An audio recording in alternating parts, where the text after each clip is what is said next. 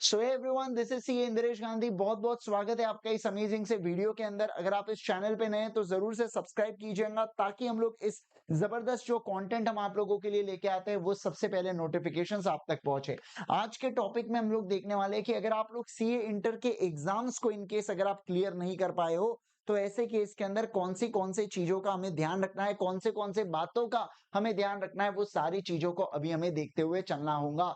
तो सारे लोग ध्यान दीजिएगा एकदम बढ़िया तरीके से। मैं आपको कुछ ऐसे टिप्स एंड ट्रिक्स बताने वाला हूं जो आज के बच्चे जो हो सकता है क्लियर नहीं कर पाए अपने सी इंटर के एग्जाम्स, तो उनके लिए बहुत ज्यादा यूजफुल हो सकती है। राइट, तो सबसे पहली चीज अगर मैं बात करूं आपके साथ, द फर्स्ट एंड फॉरमोस्ट चीज इसकी आपने एक्सेप्ट करना चाहिए आपके रिजल्ट्स को। सबसे पहली चीज देखो यार, मैं आपको बताता हूँ कि कई सारे ऐसे स्टूडेंट्स होते हैं जो लोग है ना एक्सेप्ट नहीं कर पाते अपने रिजल्ट को, कि मेरे को ऐसे मार्क्स मिल ही नहीं सकते, ऐसा हो ही नहीं सकता, वैसा हो ही नहीं सकता। आपने ऐसा नहीं सोचना है। जो भी रिजल्ट आ चुका है अपने एज इट इज उसको एक्सेप्ट कीजिए और उसके हमको नेक्स्ट इसमें अभी अपने को ये सोचना है कि मैं नवंबर एग्जाम्स के लिए कैसे कर सकता हूँ। देखिए अब ज्यादा समय नहीं बच चुका है, अभी जुलाई चल रहा है, फिर उसके बाद अगस्त, सितंबर, अक्टूबर। तो भी बेटा अगर मैं बात करूं ना, 4 महीने आपको मिल रहे हैं, जो वैसे यूजुअली 3 ही महीना मिलता है, क्योंकि इस बार रिजल्ट थोड़ा सा जल्दी आ गया, 45 डेज के लगभग आपका रिजल्ट आ गया है। तो ऐसे केस के अंदर आपके पास कंपैरेटिवली ज्यादा समय मिल रहा है, तो आपने ज्यादा समय का प्रयोग करना है, दुरुपयोग नहीं करना है।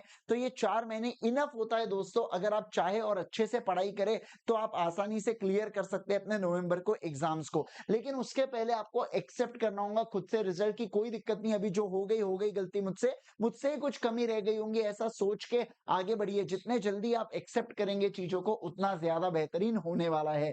वही अगर मैं बात करूं सेकंड वाली चीज, एनालाइज कीजिए बेटा मार्क्स को, scored by you in each subject. हर एक सब्जेक्ट के अंदर जो भी आपने स्कोर किया है ना मार्क्स को, आपने वो मार्क्स को यहाँ पे देखना है। जैसे कि अगर देखो 60+ आपके मार्क्स आते हैं तो आपको टेंशन लेने की बात ही नहीं है, क्योंकि ये तो ऑटोमेटिकली आपका एग्जामिशन आ चुका है, तो वो सब्जेक्ट हट जाता है। लेकिन 40 से 60 के बीच में एक मार्क्स हो सकता है, 20 to 40 के बीच में हो सकता है, और फिर 20 से कम भी यहाँ पे हो सकते हैं। क्या? हाँ सर, 20 से कम भी यहाँ पे हो सकते हैं। तो देखो अगर आपको 40 से 60 के बीच में मार्क्स आते हैं, तो ऐसे केस में 40 टू 60 के बीच में मार्क्स आ रहे हैं, तो कहीं ना कहीं मैं आपको बताऊं तो आप लोगों का यहाँ पे है ना अच्छे से अपने सब्जेक्ट की अंडरस्टैंडिंग आपकी बढ़िया है, सब्जेक्ट की अंडरस्टैंडिंग बढ़िया है। लेकिन प्रैक्टिस में हो सकता है आपने प्रैक्टिस भी किया है लेकिन उतनी ज्यादा प्रैक्टिस नहीं की है। हो सकता है आपने टेस्ट सीरीज ना दी हो सकता है आपने उतनी ज्यादा राइटिंग प्रैक्टिस नहीं की हो, इसलिए 40 टू 60 के मार्क्स की यहाँ पे चीजें आती है।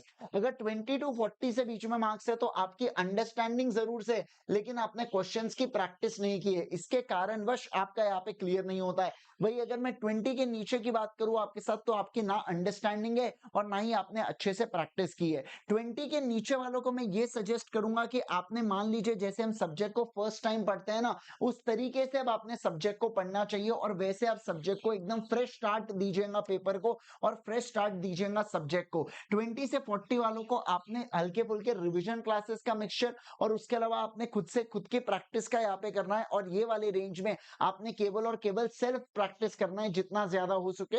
आप चाहे तो रिवीजन वीडियोस भी देख सकते हैं, जो भी हमारे आते हैं वो रिवीजन वीडियोस को भी आप देख सकते हैं। वही अगर मैं बात करूं थर्ड वाले पॉइंट में, work on your weaker subject. देखो जो भी आपका वीकर सब्जेक्ट है आपको एक्सेप्ट करना होगा।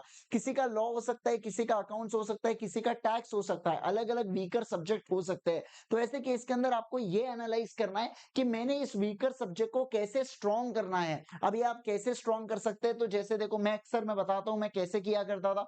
मुझे ना बेटा सीए फाइनल में एफआर बहुत हट जाता था, तो मैंने एफआर के लिए ना एक टाइम स्लॉट डिसाइड कर लिया था कि रात में 8 बजे से लेकर 10 बजे तक, शाम में 6 बजे से लेकर 9 बजे तक मैं एफआर ही पढ़ूंगा। तो ये जो मैंने टाइम स्लॉट डिसाइड कर लिया था उसके अंदर कुछ भी हो जाए एग्जाम तक मैं एफआर पढ़ता था। तो हो सकता है अगर आपको टैक्स यहाँ पे आपका वीक सब्जेक्ट लग रहा है तो आप शाम में ऐसा कर लीजिए, शाम में 7 बजे से लेकर 9 बजे तक केवल और केवल टैक्स पढ़ना है एग्जाम तक, वो भी। तो जितने बार जब जब आप यहाँ पे चीजें करोगे, भले एक बार हो जाए, 2 बार हो जाए, 3 बार हो जाए, केवल और केवल वो टाइम स्लॉट में अपने टैक्स ही पढ़ना है। आप ऐसा डेफिनेटली कर सकते हैं क्या? बिल्कुल बिल्कुल आप यहाँ पे कर सकते हैं। फोर्थ वाले पॉइंट की बात करूंगा, सेटअप कीजिए बेटा, अपना शेड्यूल बनाइए। जब तक आप प्रॉपर शेड्यूल नहीं बनाएंगे और जब तक आप उस शेड्यूल को फॉलो नहीं करेंगे, क्या बात बनने वाली है? क्या नहीं सर, बात नहीं बनने वाली है। आपको शेड्यूल को फॉलो करना बहुत ज्यादा जरूरी है। मैं पहले कह रहा हूं, एक प्रॉपर शेड्यूल बनाइए। आज 8 बजे उठ गए, इच्छा हो गई तो कल रात में फिर 3 बजे उठ रहे, इच्छा हो गई तो फिर उसके अलावा नहीं कुछ हुआ तो किसी दिन सुबह 10 बजे उठ रहे।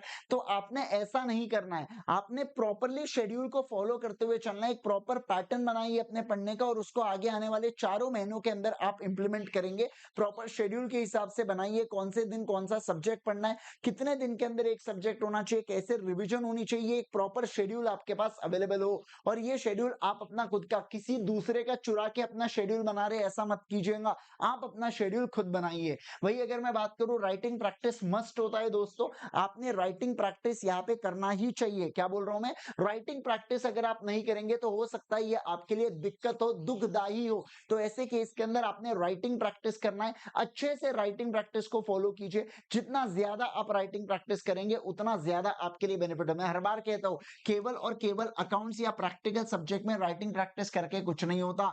आपने यहाँ पे है ना दूसरे जो थ्योरी सब्जेक्ट्स होते हैं ना दोस्तों, वो थ्योरी सब्जेक्ट के अंदर भी आपने राइटिंग प्रैक्टिस करना चाहिए। क्या? हाँ सर, आपने राइटिंग प्रैक्टिस यहाँ पे करना चाहिए। समझे आप बात को? तो आपने उतनी पूरी राइटिंग प्रैक्टिस को आप फॉलो कीजिए। जितने भी मैंने आपको चीजें बता के रखा हो, जो भी कुछ क्वेश्चंस होते हैं हमने मार्क करके रखे, वो सारी चीजों का आपने फॉलो करते हुए चलना है बढ़िया से, तो एकदम बढ़िया से बात बन जाती है। वही अगर मैं बात करूं, सॉल्व कीजिए आरटीपी एमटीपी पीवाईक्यू। जितने ज्यादा आरटीपी एमटीपी पीवाईक्यू आप सॉल्व करेंगे उतना ज्यादा आने वाले समय में आपके लिए बेहतरीन होने वाला है। मैं अक्सर कहता हूं यहाँ पे कि पिछले कम से कम 2 ईयर्स की आरटीपी आपने करना ही चाहिए, यानी कि 4 अटेम्प्ट कवर हो जाते हैं इसके अंदर। अब देखो, आरटीपी एमटीपी की खास बात क्या होती है, ये आपको एक पेपर पैटर्न बताता है कि कैसे सवाल आ सकते हैं एग्जाम के अंदर। देखो, एज इट इज सवाल तो कहीं नहीं आता। बच्चे बोल रहे हैं अरे मॉड्यूल के तो सवाल ही नहीं दिखे, आरटीपी एमटीपी के दिखे। अरे बेटा, एज इट इज सवाल कैसे पूछेंगे? प्रोफेशनल एग्जाम से ना, मजा हलवा थोड़ी बना के रखे। तो ऐसे केस के अंदर आपको यहाँ पे एज इट इज सवाल तो कहीं नहीं आने वाले,